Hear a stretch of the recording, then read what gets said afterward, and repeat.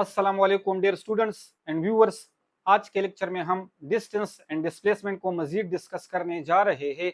और आज के लेक्चर में हम ये पढ़ेंगे कि अगर कोई पार्टिकल या बॉडी सर्कल में मूव कर रहा है तो वहां पर हम डिस्टेंस एंड डिस्प्लेसमेंट को किस तरह से मालूम करेंगे। कहने का मतलब ये है कि अगर कोई पार्टिकल सर्कल में मूव कर रहा है तो डिफरेंट एंगल्स के लिए हम डिस्टेंस एंड डिस्प्लेसमेंट को किस तरह से मालूम करेंगे। इसके साथ साथ डिफरेंट एंगल्स के लिए हम डिस्टेंस एंड डिस्प्लेसमेंट की रेशियो को किस तरह से मालूम करेंगे, या डिस्प्लेसमेंट एंड डिस्टेंस की रेशियो को हम किस तरह से मालूम करेंगे।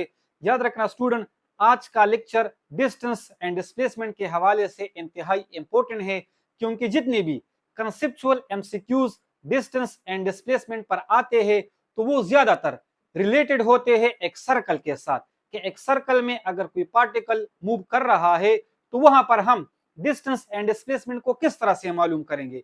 यानी इस टॉपिक पर बहुत ज्यादा एमसीक्यूज डिस्टेंस एंड डिस्प्लेसमेंट के साथ आते हैं। इसके अलावा आप लोगों को बोर्ड पर ये जो टेबल नजर आ रहा है तो इसी टेबल को आप लोग याद करके आसानी के साथ डिफरेंट एंगल्स के लिए डिस्टेंस एंड डिस्प्लेसमेंट को मालूम कर सकते हो, या डिस्टेंस एंड डिस्प्लेसमेंट की रेशियो को मालूम कर सकते हो। इसके अलावा यहाँ पर मैंने कुछ शॉर्टकट फार्मूले लेके आए हैं, उन फार्मूलों की मदद से आप लोग आसानी के साथ डिफरेंट एंगल्स के लिए डिस्टेंस एंड डिस्प्लेसमेंट को मालूम कर सकते हो। यानी इंतहाई इंपॉर्टेंट लेक्चर है और आसानी के साथ इस लेक्चर की मदद से हम different MCQs distance and displacement वाले सॉल्व कर सकते हैं। तो स्टार्ट लेते हैं। आज का जो लेक्चर है वो है distance and displacement of a body moving in a circle. जैसा कि आप लोग को मैंने पहले बता दिया कि आज हम डिस्टेंस एंड डिस्प्लेसमेंट को मजीद डिस्कस करने जा रहे हैं, लेकिन अगर कोई पार्टिकल या बॉडी हमारे पास सर्कल में मूव कर रहा हो तो डिस्टेंस एंड डिस्प्लेसमेंट को फाइंड करने के लिए जरूरी है कि सबसे पहले हम इस सर्कल को समझें। और इस सर्कल में हमारे पास कुछ छोटे मोटे पॉइंट्स है कि टाइम हमारे पास क्या होगा, एंगल हमारे पास क्या क्या हो सकता है, जिन एंगल्स के लिए या जिस टाइम के लिए हमने डिस्टेंस एंड डिस्प्लेसमेंट को मालूम करना है। मिसाल के तौर पर ये जो ए पॉइंट आप लोगों को नजर आ रहा है ये हमारे पास इनिशियल पॉइंट है, यानी इनिशियली वो बॉडी या वो पार्टिकल हमारे पास यहाँ पर मौजूद है। अब यहाँ पर जो पार्टिकल या बॉडी मौजूद है, अब वो इस सर्कल में मूव कर रहा है तो उसने यहाँ से चलना स्टार्ट कर दिया, तो वो इस तरह से चलते चलते यहाँ पर वापस इसी ए पॉइंट पर पहुंच गया। यानी जब पार्टिकल ने इस ए पॉइंट से चलना स्टार्ट कर दिया तो इस तरह से चलते चलते वापस इसी ए पॉइंट पर पहुंच गया। तो इस दौरान जब उसने एक चक्कर कंप्लीट किया, वापस जब अपनी इनिशियल पॉइंट पर पहुंच गया, तो इस दौरान हम इसको कहते हैं वन रिवोल्यूशन या वन साइकिल। याद रखना स्टूडेंट, जब कोई पार्टिकल वन रिवोल्यूशन या वन साइकिल कंप्लीट कर देता है और इस दौरान जितना टाइम गुजर जाता है उसी टाइम को हम क्या कहते हैं, टाइम पीरियड कहते हैं। कहने का मतलब ये है कि जब पार्टिकल ने यहां से चलना स्टार्ट कर दिया और इस तरह से चलते चलते जब वापस किसी ए पॉइंट पर पहुंच गया तो इस दौरान जो टाइम गुजर चुका है उसी को हम क्या कहते हैं, टाइम पीरियड, जिसको हम कैपिटल टी से रिप्रेजेंट करते हैं।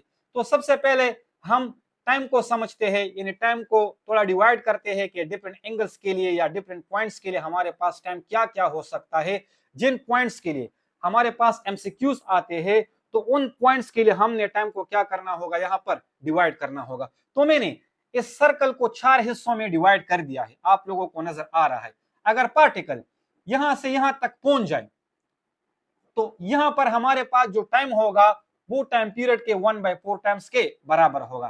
कहने का मतलब ये है कि जब पार्टिकल ए पॉइंट से स्टार्ट करे और इसी पॉइंट पर पहुंच जाए तो इस दौरान हमारे पास जो टाइम होगा वो t/4 के बराबर होगा। इसके साथ साथ जो एंगल होगा, आप सब लोगों को पता है कि जब पार्टिकल यहां से यहां तक पहुंच जाए तो इसका मतलब ये हुआ कि वो इतना एंगल रोटेट कर चुका है, और ये जो एंगल है ये हमारे पास किसके बराबर है, 90 डिग्री के बराबर है।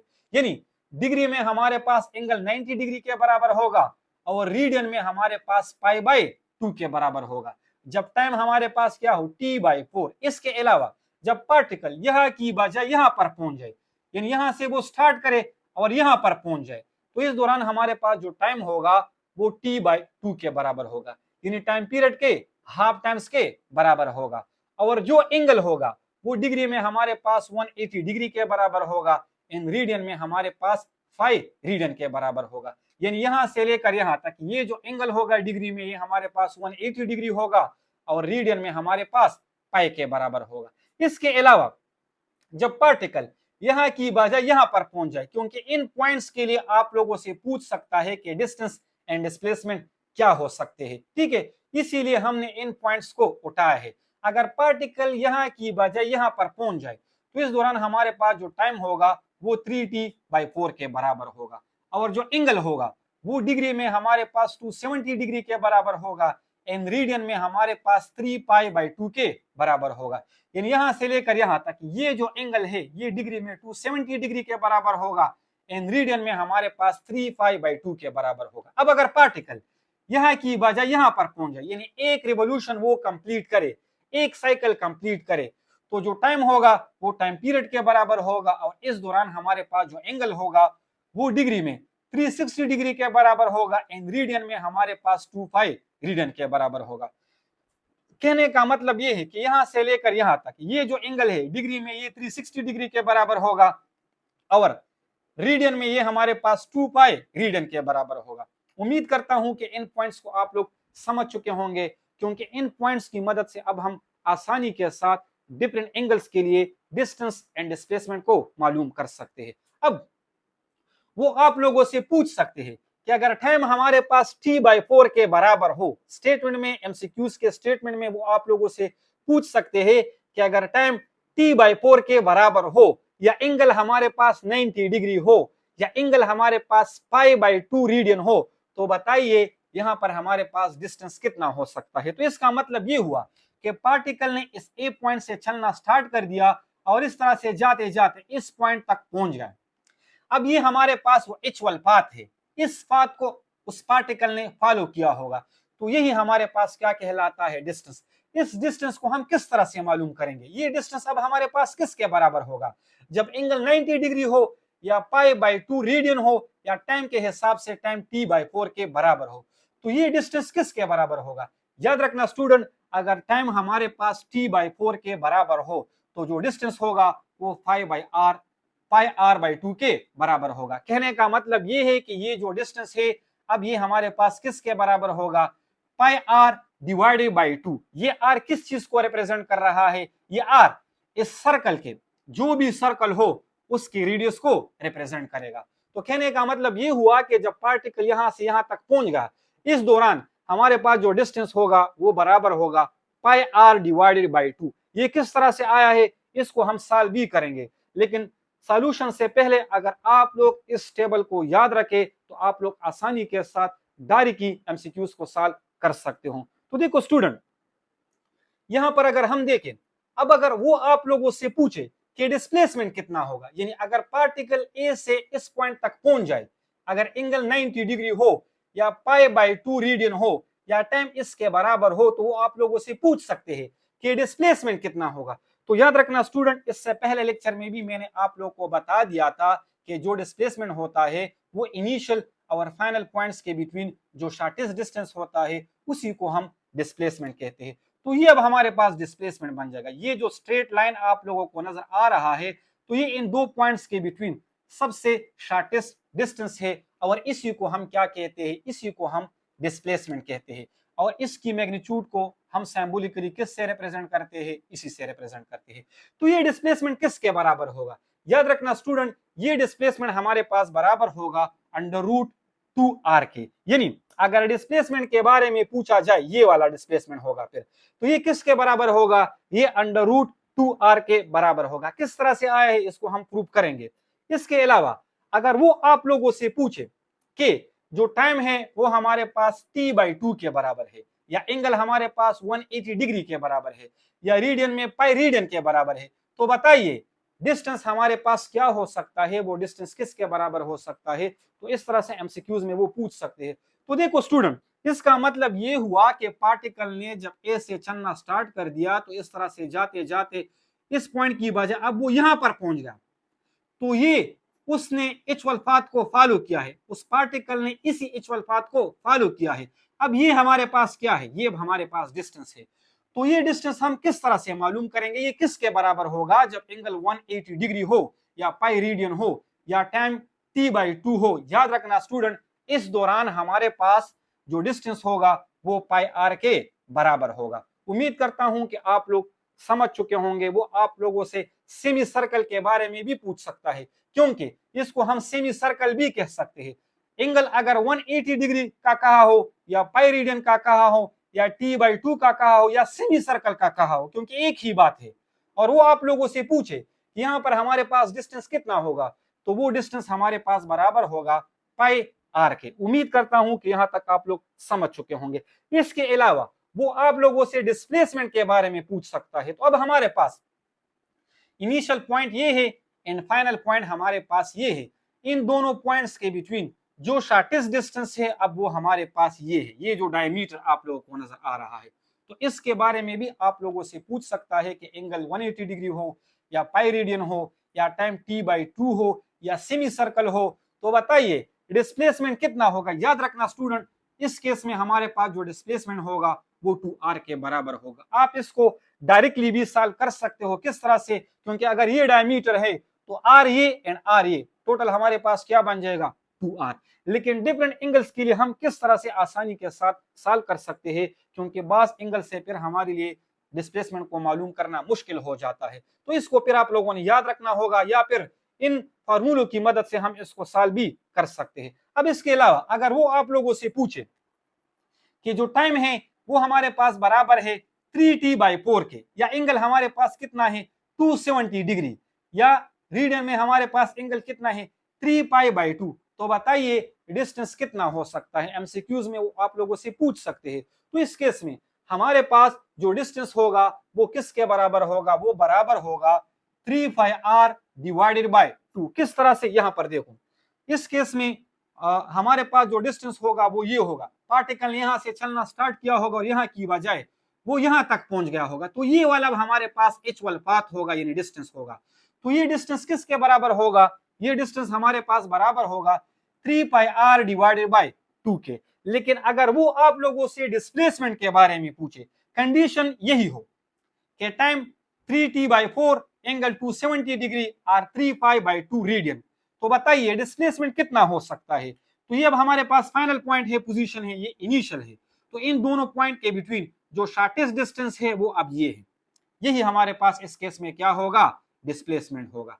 तो ये कितना हो सकता है, आप लोगों से एमसीक्यूज में पूछा जा सकता है। तो देखो स्टूडेंट, ये जो डिस्प्लेसमेंट है और ये जो डिस्प्लेसमेंट है, ये दोनों मैग्नीट्यूड में हमारे पास क्या है, सेम है। तो इसका मतलब ये हुआ कि जब एंगल 90 डिग्री था तो हमारे पास जितना डिस्प्लेसमेंट था वो हमारे पास किसके बराबर होगा, जब एंगल हमारे पास 270 डिग्री हो। कहने का मतलब ये है कि अगर एंगल 90 डिग्री हो या 270 डिग्री हो, दोनों केस में हमारे पास डिस्प्लेसमेंट की जो मैग्नीट्यूड होगी वो सेम होगी। तो इस केस में हमारे पास जो डिस्प्लेसमेंट होगा वो किसके बराबर होगा, √2r के। और जैसा कि मैंने आप लोगों को बता दिया कि 90 डिग्री के लिए एंड 270 डिग्री के लिए हमारे पास डिस्प्लेसमेंट की जो मैग्नीट्यूड है वो सेम है। और आप लोगों को नजर भी आ रहा है कि ये डिस्टेंस और ये डिस्टेंस सेम है।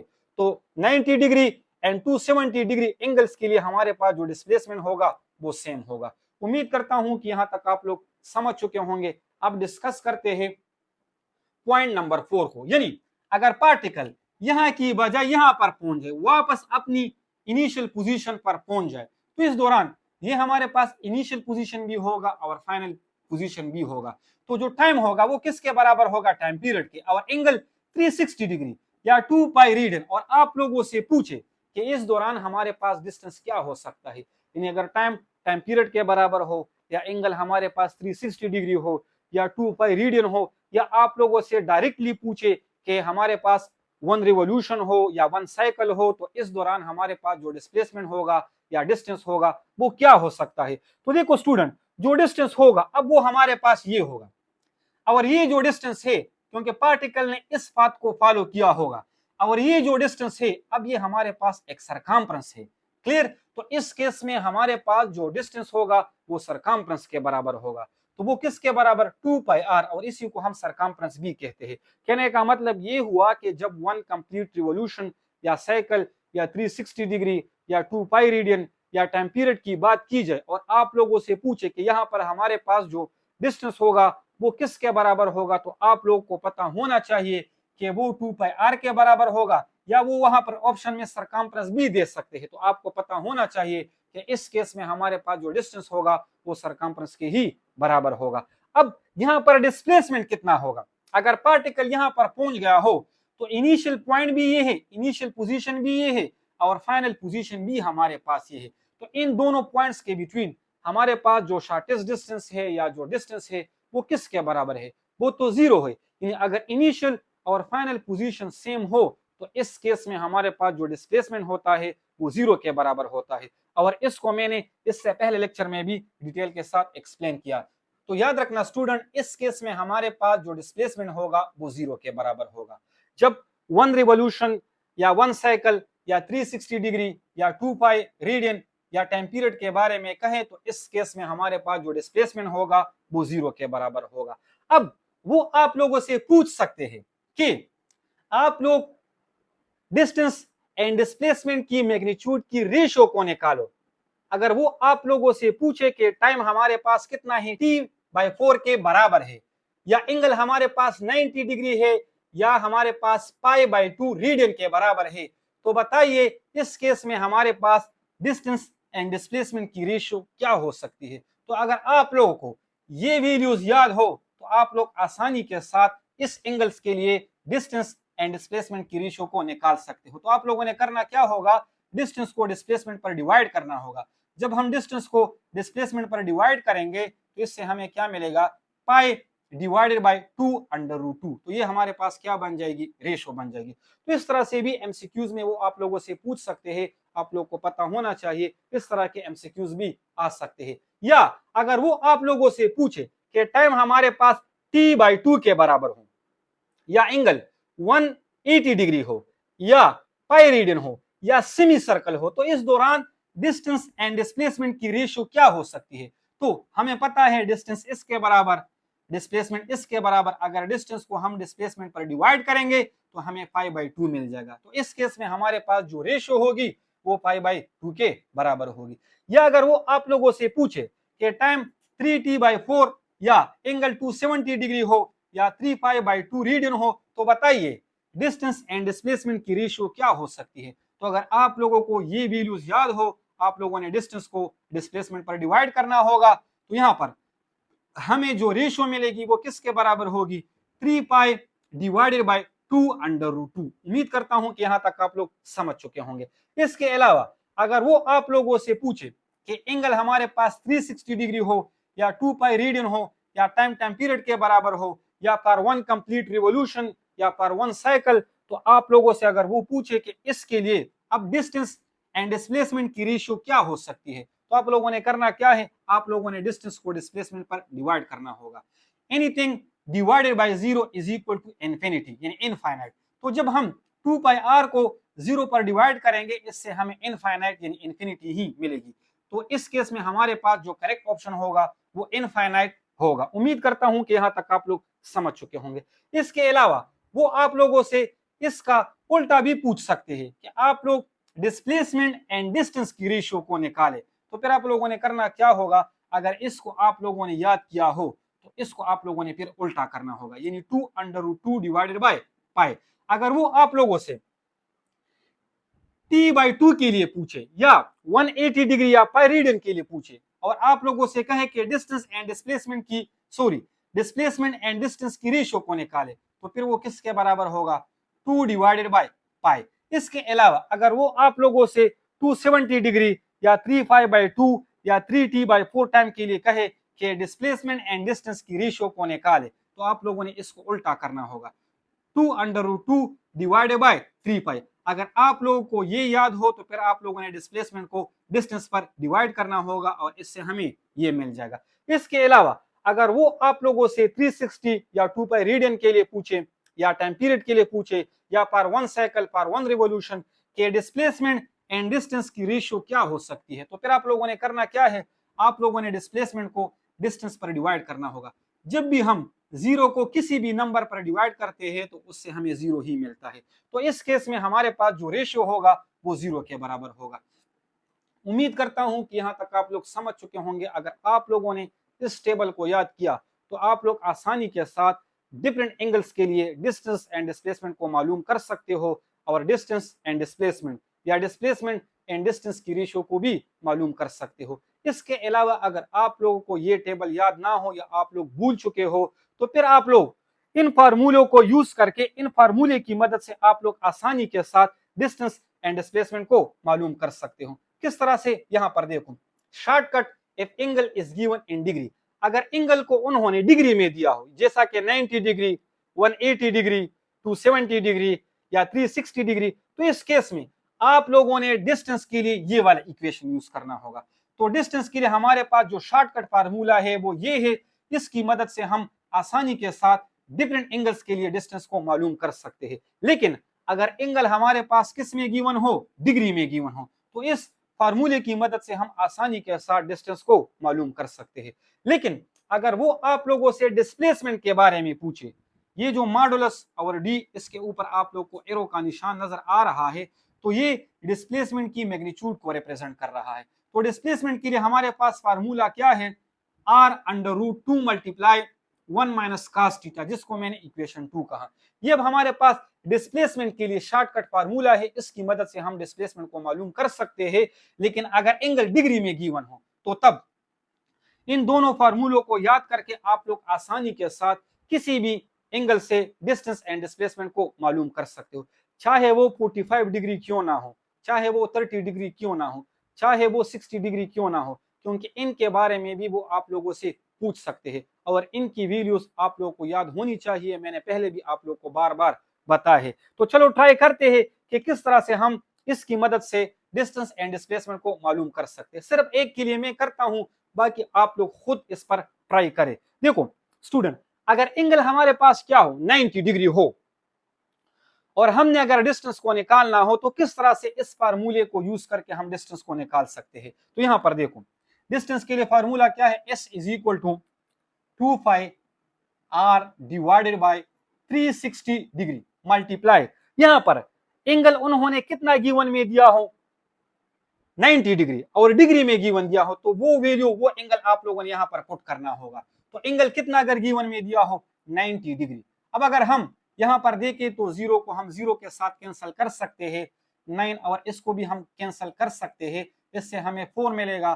4 और 2 को भी हम कैंसिल कर सकते हैं, तो इससे हमें जो डिस्टेंस मिलेगा वो किसके बराबर होगा, पाई r डिवाइडेड बाई 2। और अगर हम यहां पर देखें, हमने पहले ही से टेबल में लिखा है कि जब एंगल हमारे पास क्या हो, 90 डिग्री हो, तो इस केस में हमारे पास जो डिस्टेंस होगा वो किसके बराबर होगा, पाई r डिवाइडेड बाई 2, जैसा कि हमने यहाँ पर इसको प्रूव भी कर दिया। तो इस फार्मूले की मदद से आप लोग किसी भी एंगल से डिस्टेंस को निकाल सकते हो, लेकिन अगर एंगल किस में दिया हो, डिग्री में दिया हो। अब हम डिस्प्लेसमेंट के लिए भी करते हैं, डिस्प्लेसमेंट के लिए भी हम यही वाला पॉइंट उठाते हैं, यानी अगर एंगल हमारे पास क्या हो, 90 डिग्री हो, तो किस तरह से हम डिस्प्लेसमेंट को मालूम कर सकते हैं।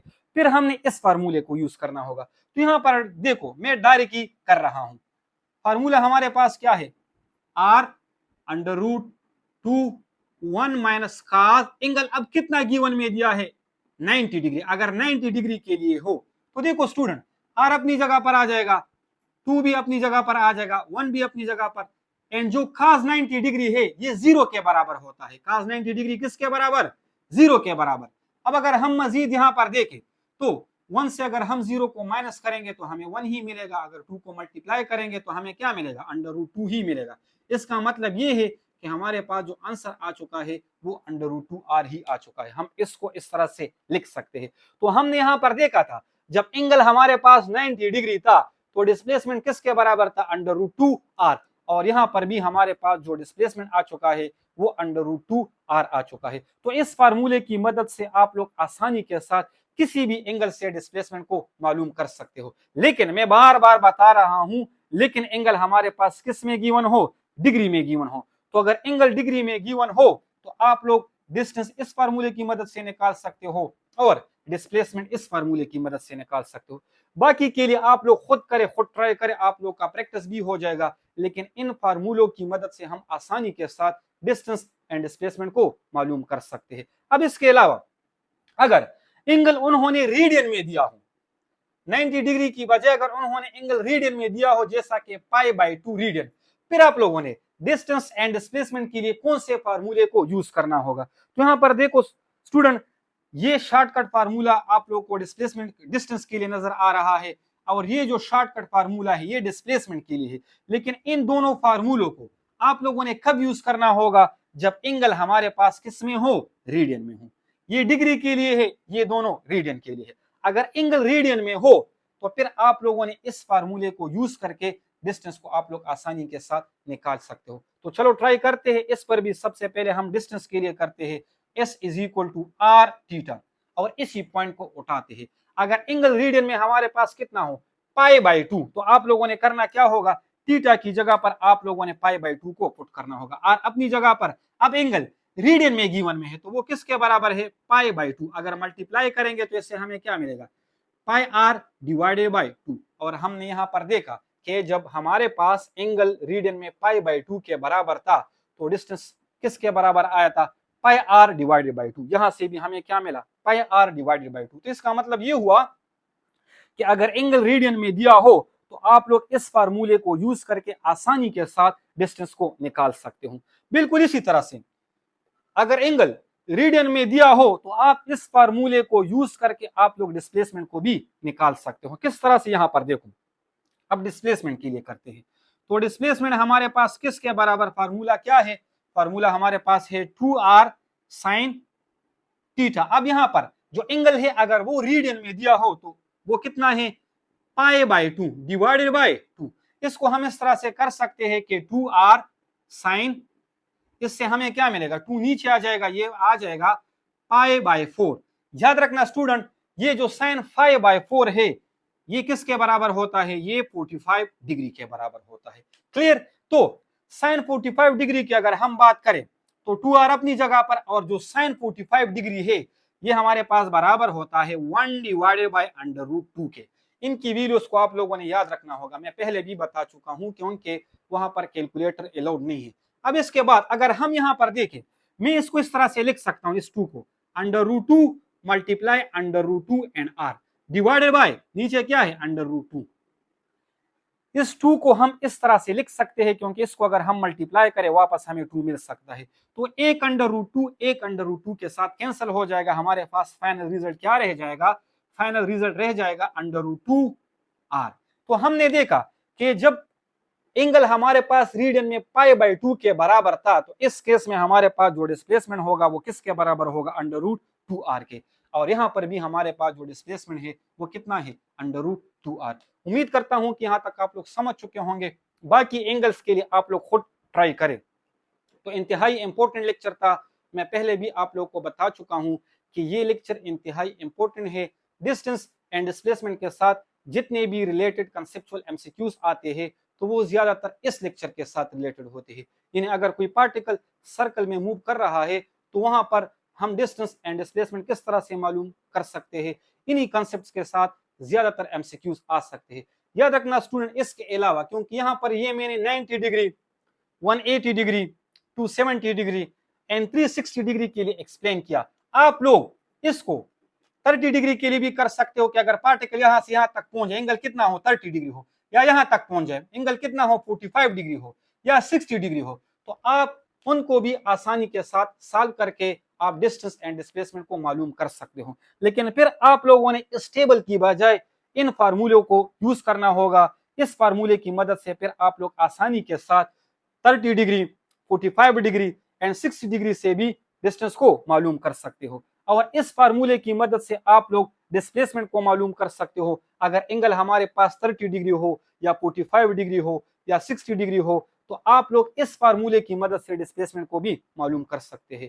क्योंकि एमसीक्यूज में वो आप लोगों से पूछ सकते हैं ज्यादातर वो कौन से एंगल्स को उठाते हैं, 0 degree 30 degree 60 degree 45 degree 90 degree, इसके अलावा 180 डिग्री 270 डिग्री एंड 360 डिग्री।